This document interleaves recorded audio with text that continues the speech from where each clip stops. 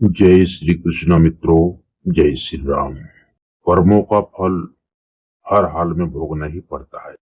रामायण में यह संवाद उस समय का है जब राजा दशरथ के आदेश पर भगवान श्री राम 14 वर्ष के वनवास के लिए निकल पड़े थे। राजा दशरथ अपने प्रिय पुत्र राम का वियोग सहन न कर सके और स्वर्ग सिधार गए। अयोध्या में क्या घट रहा है इसकी जानकारी भरत को बिल्कुल नहीं थी, क्योंकि जिस समय राम को 14 वर्ष का वनवास दिया गया उस समय भरत अपने भाई शत्रुघ्न के साथ अपने ननिहाल कैकय राज में थे। किंतु भरत के मन में आशंका पैदा हुई और उनका हृदय विचलित हो गया। उन्होंने तत्काल अयोध्या लौटने का मन बना लिया। हजारों सवाल उनके हृदय में उमड़ रहे थे। जब वो वापस अयोध्या पहुंचे उनका सारा संसार पलट चुका था। अयोध्या के राजकुल का सूर्य अस्त हो गया था। अब हर ओर पीड़ा, अश्रु और भय था। नियति के हाथ का खिलौना बनी कैकेयी नहीं देख पा रही थी। उनके अतिरिक्त हर व्यक्ति जानता था कि राज्य में मचे इस घमासान से सबसे अधिक दुख भरत को ही होगा। सभी यह सोचकर भयभीत थे कि भरत के आने पर क्या होगा। भरत का रथ जब अयोध्या की सीमा में प्रवेश किया मित्रों, तब उन्हें अशुभ आभास होने लगा। और रथ जब राजमहल के प्रांगण में पहुंचा तो महल के ऊपर राष्ट्रध्वज की अनुपस्थिति सहज ही बता गई कि महाराज दशरथ नहीं रहे। पिता की अनुपस्थिति में बड़ा भाई पिता के समान हो जाता है। छोटे भाई उसी के कंधे पर सिर रखकर रो लेते हैं, उसी से लिपट कर अपना दुख बांट लेते हैं। पिता नहीं रहे इस बात का आभास होते ही भरत और शत्रुघ्न, जिसकी सबसे पहले याद आई, वे थे श्री राम। कैकेयी को भरत के आने की सूचना मिली तो वह पहले ही भरत की आगमन को खड़ी हो गई। घर में प्रवेश करते ही जब भरत ने माता को देखा तो वह रोते हुए उनसे लिपट गए। वे बिलख कर कैकेयी से कहे, यह कैसे हो गया माँ? पिताश्री तो पूर्ण स्वस्थ थे, फिर एकाएक यह क्या हो गया? कैकेयी देर तक भरत को गले लगाए रही। कुछ देर बाद जब भरत शांत हुए तो कैकेयी ने कहा, हे पुत्र, इस अशुभ में भी तुम्हारा शुभ छिपा हुआ है। दोस्तों, वीडियो को अधूरा न छोड़े।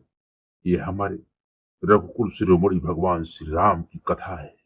कहते हैं हर की कथा ही कथा, बाकी सब जग की व्यथा।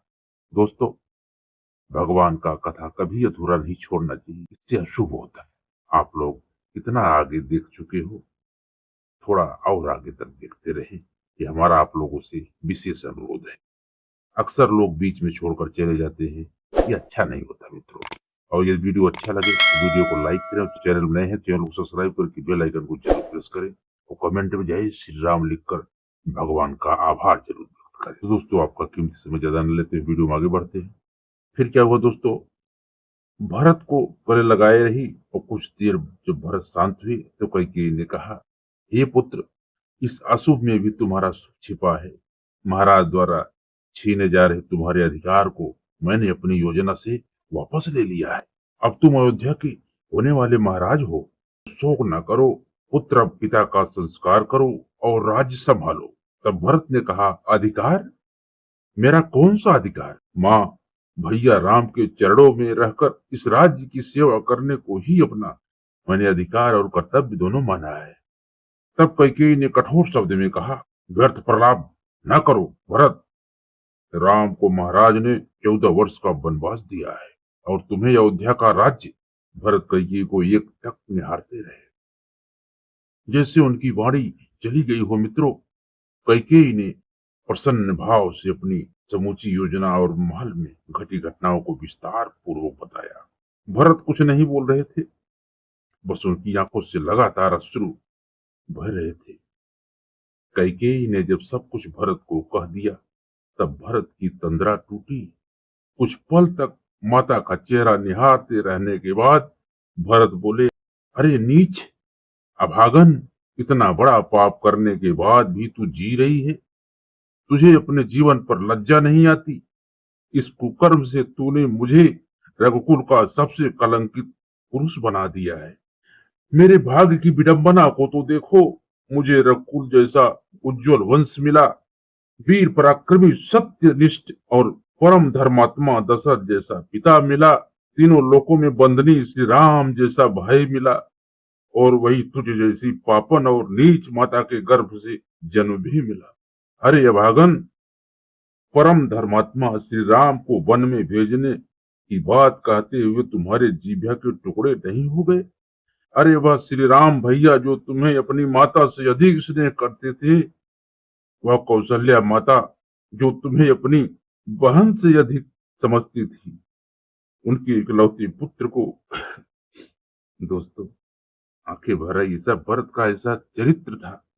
कौशल्या माता जो तुम्हें अपनी बहन से अधिक समझती थी, उनके इकलौते पुत्र को वन में भेजते हुए तुम्हारी आत्मा ने चित्कार नहीं किया? ऐसा क्रूर वरदान मांगते हुए तुम्हारी जिह्वा गल क्यों नहीं गई?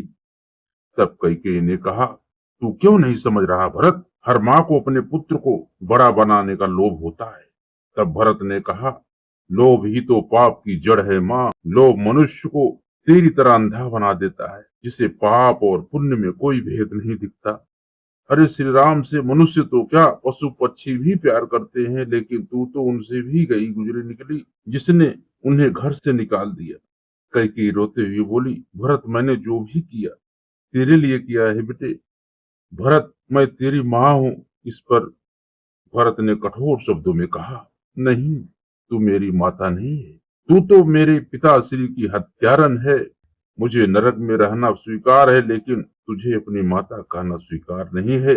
यदि मेरी आवाज परलोक तक पहुंचती हो तो पिताश्री आप सुन लें, आज आपके इस अभागे बेटे भरत ने कैकेयी को त्याग दिया है, और पिताश्री आप मुझे आशीर्वाद दें कि मैं आपकी इच्छा अनुसार भैया राम को वन से वापस लाकर अयोध्या के राज सिंहासन पर बिठा सकूं। मुझ निर्दोष को समस्त संसार के लिए अछूत बना देने वाली दुष्टा, यदि तुम स्त्री ना होती तो तुम्हारे इस दुष्कर्म के लिए मैं आज अपने इन हाथों से तुम्हारे टुकड़े टुकड़े कर देता, परंतु ऐसा करने से कहीं मेरे भैया राम मेरा त्याग न कर दे, इसलिए मैं तुम्हें जीवित छोड़ रहा हूँ। लेकिन आज के बाद मैं तेरा यह कलंकित मुंह कभी नहीं देखूंगा, और इस कच्छ में जहां मेरा बचपन और मेरे पिताजी की गोद में बीता, इस कच्छ में मैं कभी वापस नहीं आऊंगा। भरत विलाप करते हुए कैकेयी के कच्छ से बाहर चले जाते हैं। मित्रों, यह छोटा सा प्रसंग हमें बहुत बड़ी सीख देता है कि मनुष्य के कर्मों का फल उसे हर हाल में भोगना ही पड़ता है।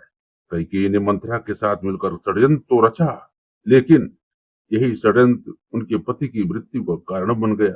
माता कैकेयी ने अपने एक भूल का बड़ा कठोर दंड भोगा। वनवास के 14 वर्षों में चारों भाई अपने स्थान से परिस्थिति से लड़ते रहे हैं, पर माता कैकेयी हर क्षण मरती रही। अपनी एक भूल के कारण उन्होंने अपना पति खोया, अपने 4 बेटे खो दिए। तो दोस्तों, यह थी आज की वीडियो। उम्मीद है यह संवाद आपको अच्छा लगा होगा। यदि संवाद पसंद आया हो दोस्तों, तो वीडियो को लाइक जरूर करें, और चैनल नए हैं चैनल को सब्सक्राइब करके बेल आइकन को जरूर प्रेस करें, और अपने दोस्तों और रिश्तेदारों को शेयर करके। तो मिलते हैं दोस्तों अगले वीडियो में। तब तक आप खुश रहें, मस्त रहें, आनंद में रहें। जय श्री कृष्ण मित्रों, जय श्री राम।